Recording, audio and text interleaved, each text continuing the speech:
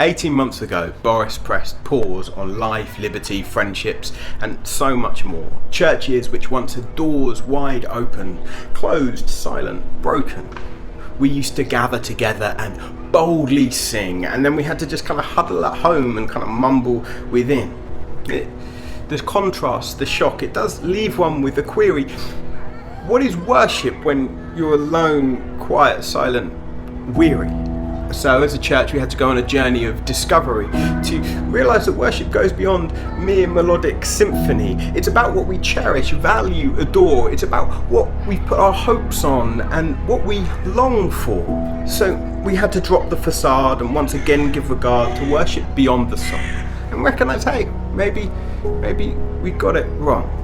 But even if we've rediscovered what worship is, it still leaves us with a question. If that's worship, then who is it that demands our affection? Well, as a Christian, the answer's got to be God, right?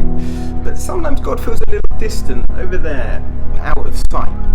But there was a guy who said, if you look at my face, then actually you'll see God's rightful place. I represent God's frame. Well, that's what Jesus claimed. And it's true, with Jesus there is something divine. There is something there, oh so refined with fire, and oh so pure. Attractive, seductive, possessing an eternal cure.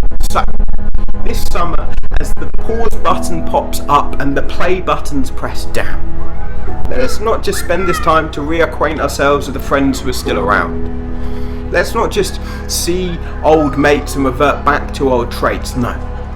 Let us once again remember that worship is about what we value in word, thought and deed. And so this summer let's go back into that relationship that we most need. Let us see his face, let us see that man. Let us remember his plan, let us see the contours of his face. Let him revive our faith. Let us see Jesus.